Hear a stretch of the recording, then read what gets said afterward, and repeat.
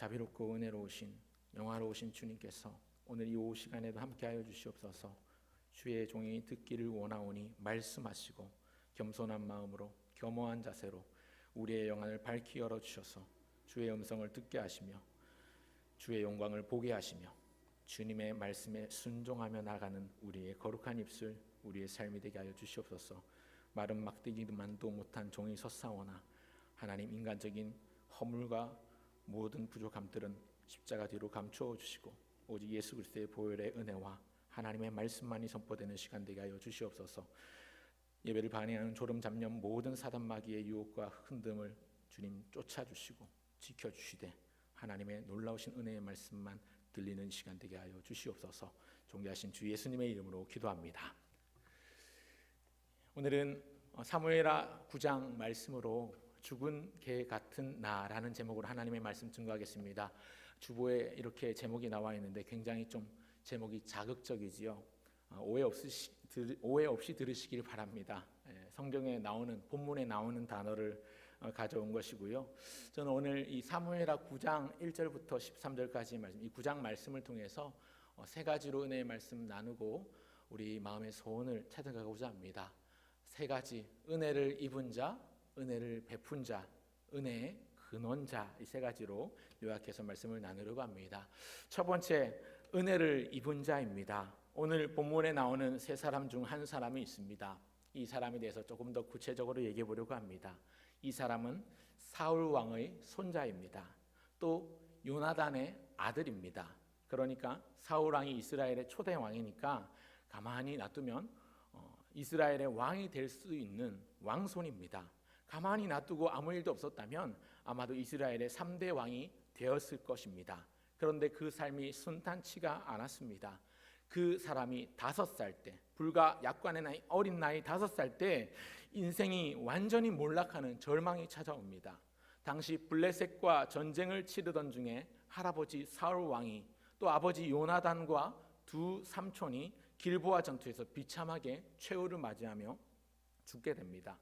겨우 목숨만 부지한 이 어린아이, 5살의 나이의 어린아이는 유모가 데리고 도망을 치는데요. 당시 왕손이니까 적군에게는 표적 1호 아니겠습니까? 그러니까 다급하게 유모가 어린아이를 안고 도망 다니다가 이리저리 도망을 다니다가 실수로 그만 그 아이를 놓쳐서 떨어뜨립니다. 아마 산이나 절벽 같은 데서 떨어뜨린 것 같아요. 많이 굴렀겠죠, 넘어지면서. 왜 그런가 하면 그 바람에 두 다리가 부러졌습니다. 그리고 그 후유증으로 평생 발을 저는 절름발이 중증 장애인이 됩니다. 하루아침에 인생이 몰락하는 장애인 신세가 된 것입니다. 왕가가 몰락했을 뿐만 아니라 신체적인 어려움도 생겨난 것이지요. 참으로 안타까운 일입니다. 이 사람의 이름을 오늘 본문은 무비보셋이라고 밝히고 있습니다. 참으로 기구한 운명을 살았던 사람입니다. 무비보셋은요, 그렇게 엄청나게 큰 몰락을 경험하면서 로드발이라는 산기슭에 몸을 피합니다. 이 로드발이라는 단어는요, 히브리어 원래 목초지를 뜻하는 단어 드발이라는 단어에 not, 아니다라는 것을 뜻하는 레, 부정사 레가 앞에 들어가서 로드발, 레드발, 로드발이라는 단어는 목초지가 아니다라는 뜻을 가지고 있는 지명입니다. 그러니까 무슨 얘기인가 하니 농사를 지을 수 없는 혹은 개간하거나 경작할 수 없는 황무한 땅의 지역으로 그가 들어가 몸을 피하면서 깊은 산골 벽지에 처박혀서 운동 생활을 시작했다는 사실입니다. 그 어린 나이 5살이면 부모의 사랑을 한참 독차지해야 될 나이 아니겠습니까? 저희 집에도 6살, 7살 아기들이 있지만 얼마나 예쁜지요. 얼마나 부모 앞에서 애교도 많이 부리고 장난도 치고 재롱도 많이 피우고요. 부모의 사랑을 독차지해야 될 시기가 5살, 6살 이 어린 나이인데 그 부모의 사랑을 받아야 될 시기에 부모의 사랑을 받은 것이 아니라 전쟁통에 부모를 잃고 할아버지를 잃고 유모가 그를 데려다 키우는데 장애까지 얻었습니다.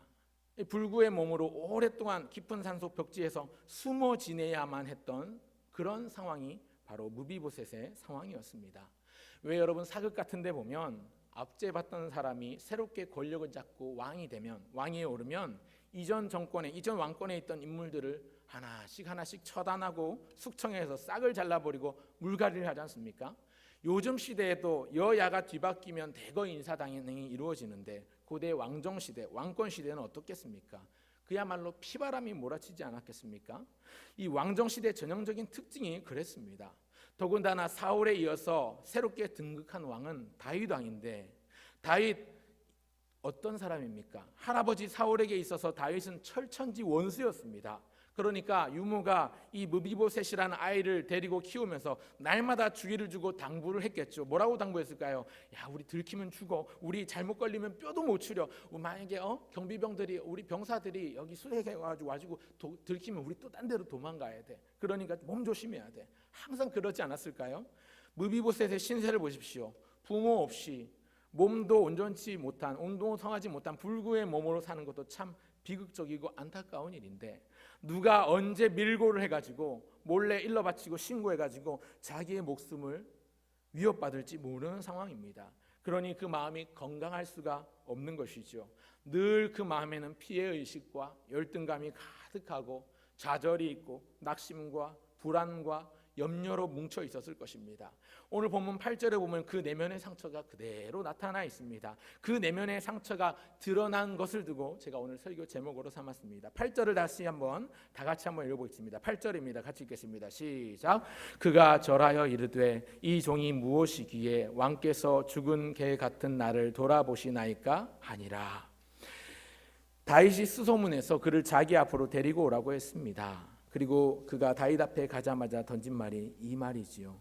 이 종이 무엇이기에 왕께서 죽은 개 같은 나를 돌아보시나이까. 죽은 개 같은 나, 자기를 스스로 평가하기를 죽은 개와 같이 여기고 있습니다. 여러분, 개 좋아하십니까? 요즘에는 개의 위상이 워낙 좋아져서 우리가 반려견이라고 부르면서 우리 인간과 가장 친하고 가장 가까이에서 가장 존중받는 동물이 되었습니다만, 개를 좋아한다고 할 때 예전 같으면 그죠? 식용으로 많이 좋아하시고 이렇게 사랑했던 분들, 요새도 계신지 모르겠습니다만 그런 분들도 있고, 또 우리나라 과거에 보면 개는 참 천한 동물입니다. 우리나라에도 그랬지만 고대 근동에서는 개는 더더욱 천한 짐승 중 하나였습니다. 여러분, 혹시 성경을 읽다가 개를 제물로 드렸다는 내용을 보신 적이 있으십니까? 여러분, 없을 겁니다. 왜냐하면 한 번도 나오지 않거든요. 하도 천하고 보잘것없어서 제사에 제물로도 쓰지 못하는 동물이 개였습니다. 그리고 유대인들의 경우는 여러분 아시겠지만 율법에 의하면 시체는 부정한 것, 시체를 만진 사람도 부정하게 된다라고 여겼습니다. 사람이든 동물이든 죽은 것은 부정한 것이다 라고 여기는 것이죠. 그런데 가장 천한 짐승 개가 어떤 상태요? 죽은 상태, 부정한 상태, 죽은 개라는 것이지요. 그야말로 최악 중에 최악의 평가입니다. 누가 굉장히 잔인하고 처참하게 죽는 것을 두고 우리가 소위 말하기를 개죽음을 당했다 이런 말을 쓰지 않습니까? 그만큼 잔인하고 처참하고 좀 굉장히 나쁜 것들에다가 개라는 말을 갖다 붙이는데, 무비보셋은 자기를 두고서 이런 종, 이 종을 죽은 개와 같은 나라고 자신을 두고 표현하고 있습니다. 여러분, 죽은 개와 같다라고 자기를 인식하는 사람에게 어떤 소망이 있겠습니까? 죽지 못해 살지요. 아마 살아도 사는 게 아니었을 겁니다. 죽은 개와 같이 날마다 있는 듯 없는 듯 하루하루를 그런 삶을 살았겠지요. 한탄하면서 늘 찢기고 상한 마음으로 똘똘 뭉쳐있는 사람이 바로 이 사람 무비보셋입니다. 그런데 이런 비참한 인생으로 몰락해버린 무비보셋에게 놀라운 일이 일어났습니다. 본문 3절을 보십시오. 왕이 이르되 사울의 집에 아직도 남은 사람이 없느냐? 내가 그 사람에게 하나님의 은총을 베풀고자 하노라 하니 시바가 왕께 아뢰되 요나단의 아들 하나가 있는데 다리 저는 자니이다 하니라. 하루하루를 비관하고 절망하면서 살던 무비보셋에게 빛이 임했습니다. 칠흑과 같은 어둠의 나날을 보내던 무비보셋에게 빛이 쪼여오기 시작합니다. 그를 다윗 왕이 거두어 주는 겁니다. 다윗이 무비보셋에게 준 세 가지 은혜가 있는데요. 첫 번째는 위로입니다. 두 번째는 물질적인 보상이고요. 세 번째는 명예 회복입니다. 이 세 가지가 오늘 본문 7절에 다 나오는데요. 7절을 한번 보실까요?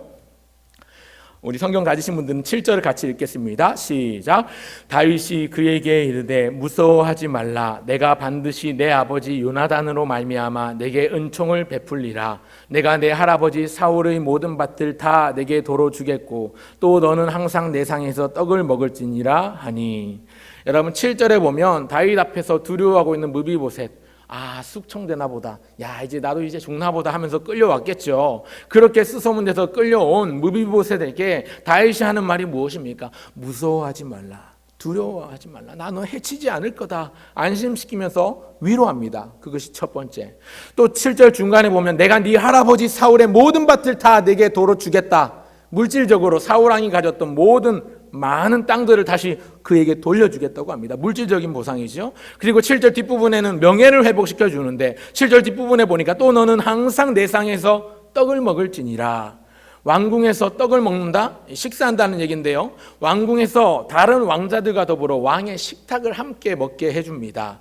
당시에 왕과 함께 식사한다는 것은 왕의 가족, 즉 왕후나 왕자들만 가능한 일이었습니다. 그런데 다윗이 자기 아들들, 왕자들과 똑같이 대우를 해주고 있는 거죠. 자신을 죽은 개처럼 여기는 자기의 존재가 왕자의 반열에 서서 왕자와 똑같은 대접을 받는 이런 명예회복의 은총을 입습니다. 사랑하는 성도 여러분, 오늘이 벌써 11월 셋째 주, 추수감사주일인데요, 저는 지나온 한 해를 되돌아보면서 또 올 한 해만 아니라 저의 지나온 날들을 반추해 보면서 참 많은 감사를 발견합니다. 아니, 참 커다란 감사를 발견합니다. 아마 저만 아니라 우리 모든 성도님들에게도 다 마찬가지겠습니다만 하나님이 우리를 거두어 주셨고 오늘까지 있게 하신 것이지요. 무비보셋이 다윗에게 받았던 이 은혜, 사실은 하나님께서 오늘 저와 여러분에게 한 사람 한 사람에게 이런 동일한 은혜를 주셨습니다. 죄로 말미암아 태중에서부터 죄 가운데 거하던 우리 인생, 가만히 내버려두면 그저 탐욕과 죄악으로 인해서 이기적이고 근시안적으로 멀리 보지 못하고 눈앞에 있는 것만 전전긍긍하며 얽매이던 그렇게 끝날 인생이었는데 십자가의 은혜로 베풀어 주신 그 사랑, 그래서 새로운 인생, 새로운 신분, 고귀한 신분이 된 것이지요. 그래서 감격하게 됩니다. 이 감격이 자꾸만 밀려옵니다. 죄의 싹은 사망이라서 가만히 놔두면 지옥행을 피할 수 없는데, 하늘 형벌을 피할 수 없는데 우리를 하여금 예수 믿게 하시고 당신의 자녀로 삼아주셨습니다. 죄 중에 났으며 죄 가운데 살고 죄로 인해 죽을 인생이었는데, 하나님의 은혜로 이 쓸데없는 자, 하나님의 은혜로 이 보잘것없는 자 왜 구속하여 주는지, 왜 건져주신 것인지 우리 인간의 머리는 도무지 다 알 수 없고 이해할 수가 없는 것이죠. 혹시 오늘 우리 성도님들 가운데 무비보셋처럼 이와 같은 심정을 가지신 분들이 계십니까? 코로나19로 인해서 힘들고 남들은 괜찮다 하는데 나는 왜 이렇게 죽겠는지 너무너무 힘들고, 혹은 또 어떤 실패를 경험하고 좌절 가운데 인생이 꺾여서 아무리 몸부림쳐도 잘 해결되지 않고 이리저리 안간힘을 써보지만 애써보지만 지쳐서 결국 나도 모르게 좌절감, 실패감으로 인해서 자신을 죽은 개처럼 여기는 무비보셋처럼 내 인생 답이 없네, 내 인생 핵노답이다, 내 인생 소망이 없다, 절망 그 자체다, 그렇게 여기면서 상한 심령으로 계신 분이 계시다면 오늘 하나님이 이런 심령, 이런 분을 찾고 계십니다. 상한 심령을 주님이 찾으십니다. 자신을 죽은 개 같은 존재로 여기던 무비보셋, 그래서 깊은 산속 골짜기 숨어 지내던 무비보셋을 다윗이 스소문에서 찾아내는 것처럼 오늘 꺾이고 상하고 찢긴 영혼을 주님이 찾아주십니다. 오늘 무비보셋에게 임한 그 다윗의 은총과 긍휼이 오늘 저와 여러분을 부르시고 위로하시는 하나님의 초대라는 사실을 기억하시고 그 하나님의 은혜의 손길을 붙잡으시고 믿으시길 간절히 바라고 소원합니다. 그런가 하면 둘째로 생각할 것은, 은혜를 받은 자 무비보셋이 오늘 우리와 같다면 둘째, 은혜를 베푼 자 다윗을 한번 살펴보려고 합니다. 이 다윗을 통해서 우리가 배울 점이 있는데요, 오늘 본문에서 무비보셋에게 은혜를 베푼 이 다윗의 관점과 시선을 주목해 봅니다. 여러분, 누군가를 대할 때에 그 사람을 어떤 시선으로 대하는가, 그 어떤 시각으로 바라보는가 하는 게 참 중요합니다. 보통 우리가 사람을 바라볼 때는 긍정적인 감정이나 부정적인 감정이 항상 같이 공존합니다. 사람마다 개인차는 있지만 항상 동전의 양면처럼 긍정적인 감정도 존재하고 부정적인 감정도 존재하기 마련입니다. 오늘 본문에도 보면 그렇습니다. 다윗이 이 무비보셋을 데리고 왔습니다. 그 앞에 무비보셋이 있을 때 여러 가지 생각이 들었겠죠. 만감이 교차했을 것입니다. 여러 가지 감정이 들었을 것입니다. 부정적인 감정, 긍정적인 감정, 이 두 가지가 모두 다 있는 것이지요. 부정적인 감정은 무엇입니까? 이 무비보셋의 할아버지 사울이 생각나는 겁니다. 사울 생각만 해도 피가 거꾸로 솟았을 겁니다. 자기를 그렇게 집요하게 괴롭혔던 인간, 나를 죽이지 못해서 안달복달했던 그 못된 사울의 모습이 이 무비보셋을 보니까 생각이 나는 거예요. 부정적인 면이죠. 그런가 하면 긍정적인 생각도 드는데 그게 뭡니까? 아버지 요나단의 모습입니다. 다윗 자신이 가장 힘들고 고통스러웠던 고독한 순간에 자기 곁에 있어 주었던 생명의 은인 요나단, 둘도 없는 친구 요나단을 이 무비보셋을 보니까 생각하는 겁니다. 생명의 은인, 둘도 없는 친구, 목숨조차 아끼지 않고 내줄 만큼 사랑했던, 그래서 서로와 마음과 마음이 연락하여 그가 서로를 아끼고 사랑함이 여인이 그 남자를 연모하는 것보다 더하였다, 승하였다라고 말씀하고 있을 만큼 두 사람의 관계가 끈끈했는데, 이 무비보셋을 보니까 부정적인 사울 할아버지도 생각나고 아버지 요나단도 생각이 나는 겁니다. 이 땅을 사는 저와 여러분 모두도 이런 두 가지 측면이 공존하는 것 같습니다. 보통 일반적으로 대인관계를 생각해 보면 어떤 사람에게서 항상 사울에게만 그런 것처럼 분노의 감정만 가진 것도 잘 없고, 요나단처럼 항상 생명의 은인에게 고마워하는 마음처럼 항상 고마운 마음만 가진 사람도 없습니다. 항상 누군가를 바라보면 긍정적인 부분도 있고 부정적인 부분도 있기 마련입니다. 남편 아내 부부관계에 있어서도 그렇고, 부모 자녀 간의 관계에서 있어도 그렇고, 직장 동료나 상하 관계에 있어도 마찬가지입니다. 여러분, 남편 부부관계를 생각해 볼까요? 아내 입장에서 남편을 보면 그 남편에게 사울과 같은 원수의 모습도 있지만 고마운 요나단의 모습도 있는 것이지요. 나의 배우자가 되어주고 든든한 버팀목이 되어줘서 힘들 때마다 기댈 만한 고마운 사람이 바로 내 남편이지만, 또 다른 각도로 보면 세상에 나한테 이렇게 가장 많은 상처를 주고 세상에서 나를 가장 많이 힘들게 한 남자가 누구냐 하면 남편입니다. 아니시라는 표정 남자분들 짓고 계시는데 한번 물어보십시오. 와이프에게. 남편 입장에서 생각해 보면요, 노총각 딱지 떼도록 구제해 준 사람이 아내이지만 세상에서, 그죠? 자기에게 가장 많이 간섭하고 이래라 저래라 바가지 긁어대면서 뱃살 어떻게 할 거냐고, 뱃살 좀 어떻게 좀 해보라고, 휴일에는 집안일 좀 하지, 집안일 좀 하지, 손 하나 까딱 안 하니, 그러면서 막 잔소리를 해대죠. 물론 저희 집 얘기는 아닙니다 라고 말할 수밖에 없는 건 저희 집 사람들도 지금 이 영상을 보고 있을 거기 때문에 이해해 주시길 바랍니다. 자녀들도 그렇습니다. 자녀 입장에서는요, 부모를 생각할 때 세상에 낳아주신 것만 해도 너무나도 감사하죠. 그런데 또 한편으로 어떻습니까? 나에게 가장 큰 스트레스를 주는, 나에게 가장 많이 잔소리하는 사람 중에 한 명이 부모님입니다. 오만 간섭 다 하죠. 이래라 저래라, 잘해도 잔소리, 못해도 잔소리. 부모 입장은 어떻습니까? 어려운 형편 살림에 잘 자라줘서 고맙지만 가끔씩 여기 머리 컸다고 이 부모를 봉우려 기고, 머리 좀 컸다고 엄마 그건 아니야, 엄마 모르면 좀 가만히 있어, 그러면 자녀들이 무시하면 괜히 서운하고 이 섭섭이병이 생기죠. 화도 나고요. 이런 두 모습이 우리가 살아가는 대인관계 속에서 혼재합니다. 하지만 불행하게도 우리는 많은 경우에 항상 부정적인 생각을 먼저 떠올립니다.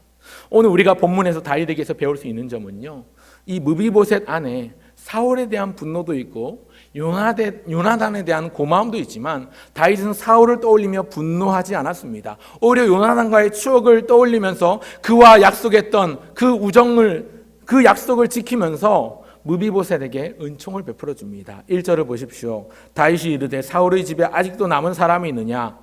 그 다음에 내가 요나단으로 말미암아 그 사람에게 은총을 베풀리라 아니라, 내가 요나단으로 말미암아 그 사람에게 은총을 베풀리라. 우리 같았으면 내가 사울로 말미암아 그 사람 그 일가를 모두 다 멸족하리라 이렇게 했을 것 같은데, 다윗은 어떤 선택을 했습니까? 사울을 선택하지 않고 요나단을 생각하고 먼저 선택했습니다. 요나단과의 우정을 생각하면서 내가 요나단으로 말미암아 그에게 은총을 베풀리라 말합니다. 1절만 아니라 7절에서도 또 말합니다. 다윗이 그에게 이르되 무서워하지 말라. 네가 반드시 네 아버지 요나단으로 말미암아 내게 은총을 베풀리라. 내가 반드시 내 아버지 요나단으로 말미암아 내게 은총을 베풀겠다. 그렇게 말씀합니다. 이 부분 7절을요. 다른 번역 성경, 표준 세 번역 성경을 보니까 이렇게 번역하는지 제가 읽어드리겠습니다. 한번 들어보십시오. 7절입니다. 겁낼 것 없다. 내가 너의 아버지 요나단을 생각해서 네게 은총을 베풀어 주고 싶다. 너의 할아버지 사울 임금께서 가지고 계시던 토지를 모두 다 너에게 돌려주겠다. 그리고 너는 언제나 나의 식탁에서 함께 먹도록 하여라. 이렇게 번역하고 있습니다. 이 무비보셋이라는 이 사람을 보니까 사울도 생각나고 요나단도 생각나는데 다윗은 요나단을 선택하고 요나단의 그 시간들, 요나단과 함께 했던 시간들을 떠올리는 것이죠. 오늘 저와 여러분들의 시각에 이런 다윗의 시각이 덧입혀지게 되길 바랍니다. 어떤 사람과의 관계에 있어서 좋은 면도 있고 안 좋은 면도 다 있습니다. 그런데 요나단과의 우정을 기억하는 다윗처럼 우리 역시 어떤 사람을 바라볼 때 그 사람의 좋은 면을 바라볼 수 있는 우리가 되면 좋겠습니다. 그래 놓고 보니까 하나님께서 오늘 우리를 바라보시는 시선이 똑같습니다. 여러분, 하나님이 우리를 보실 때도 두 가지 측면이 있죠. 한 가지는 우리의 행위 측면입니다. 세상에 이렇게 불순종하고 자기 마음대로 살면서 하나님께 무례한 꼴통이 어디 있습니까? 이 배은망덕한 존재가 어디 있습니까? 하지만 또 다른 하나님의 시각이 있습니다. 나 같은 죄인 중 괴수 꼴통 죄인도 구원해 주시려고 아들 독생자 예수님을 보내주신 사랑의 시각입니다. 자기의 몸을 버리신 예수 그리스도의 십자가의 흔적이 바로 그것입니다. 하나님은 우리를 대하실 때 이 두 가지 시각 중에 어떤 시각으로 바라보실까요? 내 행위를 보십니까? 그렇지 않습니다. 만일 하나님이 우리의 행위만을 보셨다면 여기 앉아서 예배 드릴 사람이 몇이나 되겠습니까? 지금 살아서 숨쉬고 제대로 된 삶을 살 사람이 몇 명이나 있겠습니까?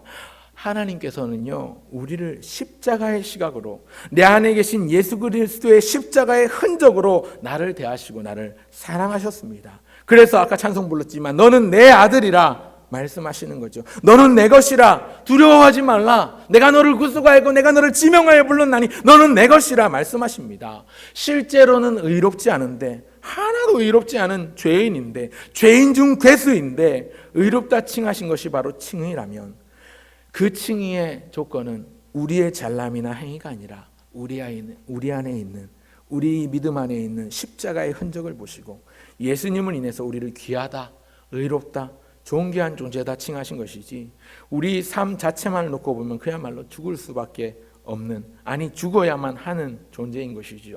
하나님은 우리를 십자가로 구원받은 존재로 여기십니다. 이 은혜를 우리가 받았으니까 오늘 우리도 이 다윗의 관점, 은혜를 입은 자의 시선을, 은혜를 베푸는 자의 시선을 갖게 되기를 간절히 바라고 소원합니다. 그런가 하면 마지막 셋째는요, 은혜의 근원자입니다. 첫째가 은혜를 받은 자 무비보셋이었고요, 둘째가 은혜를 베푼 자 다윗이었는데, 세 번째는 그 은혜가 누구에게 왔는가, 은혜의 근원자를 한번 주목해 보았으면 좋겠습니다. 3절을 주목하면 좋겠는데요, 3절을 보십시오. 왕이 이르되 사울의 집에 아직도 남은 사람이 없느냐, 내가 그 사람에게 하나님의 은총을 베풀고자 하노라.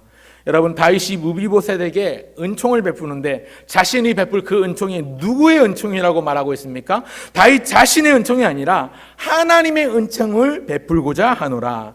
내가 나의 은총을 그에게 베풀리라가 아닙니다. 임금이니까, 왕이니까 그렇게 말할 수 있잖아요. 내가 왕이니까 내가 긍휼히 이겨줄게, 내가 은총을 베풀어 줄게 할 수 있잖아요. 그렇게 말하고 있지 않습니다. 다윗은 뭐라고 말씀합니까? 내가 하나님의 은총을 그에게 베풀고자 하노라. 요나단으로 말미암아 은총을 베푸는데 이 은총은 누구의 은총인가? 하나님의 은총입니다. 그동안 자신에게 베풀어 주신 하나님의 은총이 너무너무 충만히 차고 넘쳐서, 그 감격이 차고 넘쳐서 자신이 받은 하나님의 은총을 나도 무비보셋에게 흘려보내겠다는 것입니다. 여러분, 다윗이요, 무비보셋에게 호의를 베풀 수 있었던 결정적인 이유는요, 무비보셋을 바라볼 때에 그 안에 사울을 향한 분노의 마음도 있고 요나단을 향한 고마움의 마음도 있지만 사울 쪽으로 기울어서 그를 치지 않고 요나단 쪽으로 기울어서 요나단과의 약속을 기억하고 은총을 베풀었습니다. 그리고 그 이면에는, 그 바탕에는 하나님의 은총이 깔려 있습니다. 오전에 1, 2부 예배 때 담임 목사님께서도 말씀하셨던 부분인데요. 여러분, 다윗이 어떤 사랑을 받았습니까? 어떤 은혜를 입었습니까? 하나님께로부터 얼마나 많은 사랑을 받았습니까? 시편 150편에 그 시편 150편 가운데 150개의 시편 가운데 73개, 73개가 다윗이 지은 저작시 아닙니까? 나도 용서받았고 나도 하나님으로부터 큰 사랑을 받았고 나도 은혜를 받았기 때문에 그 은혜의 시각으로 사람을 보고 대하니까 이런 긍휼이 나오는 겁니다. 무비보셋을 보니까 불쌍히 여기게 되는 것이죠. 내가 은총을 베푸는데 이 은총이 하나님의 은총이다. 내가 하나님의 은총을 그에게 베풀고자 하노라. 오늘 예배하시는 저와 여러분 모두가 사람을 긍휼히 여기고 용서할 줄 아는 사랑의 대가, 용서의 대가, 사랑의 선수, 용서의 선수가 되시길 바랍니다. 왜 그래야 합니까? 우리가 하나님으로부터 사랑을 받았거든요. 우리가 하나님으로부터 큰 은혜를 입었지 않습니까? 그렇기 때문에 우리 역시 다른 사람을 볼 때에 사랑하고 이해하고 용납하고 용서해야 하는 것이지요. 기도 많이 하시고 봉사도 많이 하시는 분들 계시는데 기도 많이 하시고 오래 하시고 깊이 하시고 좋습니다. 좋습니다. 봉사 많이 하시고 이 모양 저 모양으로 섬기시는 거 정말 좋습니다. 그렇게 하시니까 좋죠. 그런데 그것을 자랑하기보다 기도하는 만큼, 봉사하는 만큼 연약한 자들을 돌아보고 우리 주변을 살피고 내가 용서해야 될 사람은 누구인가, 내가 사랑해야 될 대상은 누구인가를 더 살펴볼 수 있는, 그래서 우리가 받은 그 하나님으로부터 받은 은혜와 사랑을 나만 누리고 끝나는 게 아니라 누군가에게로 흘려보내는 축복의 통로, 사랑의 통로 역할을 하면 좋겠습니다. 오전에 담임 목사님께서 적절한 비유를 또 들어주셔가지고 그 수도꼭지와 수도관 얘기를 하셨는데 저도 갑자기 생각이 나는 게, 여러분, 우리가 축복의 통로가 되고 사랑의 통로가 되기 위해서는요, 우리는 세숫대야가 아니잖아요. 고인물이 아니라 우리에게 그 넘치는 은혜를 누군가에게 흘려보내는 사랑의 호수 역할을 하면 좋겠습니다. 은혜의 호수 역할을 해서 우리가 흘려보낼 것이 어딘가, 마치 세차할 때 이렇게 물줄기를 막 이렇게 내가 원하는 대로 흘려보내듯이 우리가 받은 이 은혜와 사랑을 사랑하는 우리의 이웃들, 우리의 사랑이 필요한 사람들, 우리의 용서와 용납과 이해가 필요한 사람들에게 흘려보내면 좋겠습니다. 여러분, 사도 바울도 그랬습니다. 로마서 1장 14절에 보면 헬라인이나 야만인이나 지혜 있는 자나 어리석은 자에게 다 내가 빚진 자라. 그러므로 나는 할 수 있는 대로 로마에 있는 너희에게도 복음 전하기를 원하노라. 여러분, 사도 바울이 무슨 야만인에게 빚을 졌습니까? 사도 바울이 야만인에게 빚을 진 적이 없습니다. 그런데 사울의 마음에는 다윗이 그랬던 것처럼 다메섹 도상에서 그가 하나님을 경험하고 나니까 그동안 살아왔던 내 행위에 초점을 맞추지 않고 날 거두어주신 주님의 은혜가 가슴에 새겨집니다. 이전에 예수님 핍박하고 예수님 믿는 자를 싫어하고 옥에 쳐넣던 그였는데 하나님은 그 행위를 기억하지 않으시고 그를 만나주셨습니다. 사울아, 사울아, 유이시니까 네가 핍박하는 예수다. 다메섹 도상에서 하나님은 그를 죽이실 수도 있었는데 그렇게 하지 않으시고 인격적으로 만나주셨습니다. 그랬더니 자신을 괴롭히는 야만인조차도 빚진 자의 마음을 가지고 복음 전하기 위해서 자기의 한평생을 헌신하는 바울의 모습들이 생겨나더라는 것입니다. 내가 야만인이나 헬라인이나 다 빚진 자라, 내가 그들을 용서하지 않고는 견딜 수 없는, 이 은혜의 감격을 전하지 않고서는 견딜 수 없는 빚진 자의 심정이 사도 바울에게 충만해진 것입니다. 오늘 사랑하는 성도 여러분, 나를 괴롭히는 사람이 있습니까? 혹여 과거에 나에게 상처를 줬던, 마음에 상처를 줬던 사람이 있습니까? 그 사람에게조차도 빚진 자의 마음을 가져보십시오. 내가 그 사람을 용서해야 된다라는 생각, 내가 용서해야 될 사람을 향하여 오히려 긍휼히 여기며 빚진 자의 마음을 가지십시오. 왜 내가 저 인간 용서해야 되나? 왜 내 저 원수 같은 사람을 사랑해야 되나? 이런 마음이 든다면 여러분 생각하십시오. 들으십시오. 왜 그래야 하는가? 예수님이 바로 나를 용서해 주셨고 예수님이 나를 사랑하셨기 때문입니다. 주님이 오래 참고 기다리시며 용납하시고 사랑으로 품어주셨기 때문에 우리는 갚지도 못할 큰 사랑의 은혜를 입었습니다. 그렇기 때문에 빚진 자의 심령으로도 우리도 같은 마음을 가져야 되는 것이죠. 다윗이 요나단을 생각하며 무비보셋을 바라보는 모습과 또 다윗 자신이 받았던 하나님의 은총으로 그에게 은총을 베풀 때 내가 베푸는 이 은총이 하나님의 은총이다 말하는 것처럼 이 두 가지 모습이 우리 모두에게 다 있길 바랍니다. 이런 관점으로 서로를 바라보고 성도를 바라보고 교회를 사랑하고 섬기면 우리 교회는 더 좋은 교회, 아름답고 사랑이 넘치는 교회가 될 줄 믿습니다. 이런 관점으로 사랑하는 우리 가족들을 돌아보고 자녀들을, 부모들을, 형제들을 돌아본다면 우리 가정은 아름다운 화목한 믿음의 가정이 된 줄 믿습니다. 말씀을 맺습니다. 하나님의 은혜로 이 쓸데없는 자, 이 보잘것없는 자, 왜 구속하여 주는지, 왜 사랑하여 주는지 나는 도대체 알 수 없도다. 다 알 수 없습니다. 그러나 하나님 은혜에 감사합니다. 우리가 아직 죄인 되었을 때에 그리스도께서 우리를 위해서 십자가에서 쏟으시고 돌아가신 그분의 사랑, 그 보혈, 우리에게 아들 내어주신 그 하나님의 구속의 은혜에 감사하는 마음으로 오늘 이 하루를 보내시길 바랍니다. 새 한 주를 살아내시길 바랍니다. 추수감사주일 감사 제목 예년보다 없다, 예년보다 줄었지요. 코로나 때문에 힘들다 보니 감사의 제목들이 줄었어요. 그런데 상관없어요. 필요 없어요. 가장 큰 감사가 바로 이것입니다. 하나님 나를 사랑하셨습니다. 하나님 나를 사랑하셔서 아들 예수님을 주셨습니다. 예수님 나를 사랑하시고 나를 용서하시려고 그 모진 십자가에서 물과 피를 쏟으시고 살찌으시고 고통당하셨습니다. 온갖 수치와 모욕 가운데서 그것이 나를 위해서 기꺼이 달게 받으셨습니다. 이 사랑을 기억하면서 때때로 나를 힘들게 하는 사람이 있다면, 나를 아프게 한 사람이 있다면 용서와 사랑의 마음을 갖고 다가가시길 바랍니다. 내가 바라보아야 될 나의 긍휼을 기다리는 나의 무비보셋은 누구인지 생각해 보시길 바랍니다. 죽은 개같이 여겼던 무비보셋을 향하여 하나님의 은총을 베풀고 선을 베푼 것처럼 내가 받은 은혜로, 하나님의 은혜로 내가 선을 베풀 사람은 누구인가를 떠올리시고 구체적으로 행해 보시길 바랍니다. 오늘도 누군가 무비보셋과 같은 마음으로, 찢겨지고 상한 마음으로 나의 온종을 기다리는 사람이 있다면 큰 사랑의 마음으로 작은 일부터 실천하고 행동하며 살아가는 우리 모든 성도님들 되시기를 간절히 소원을 드립니다.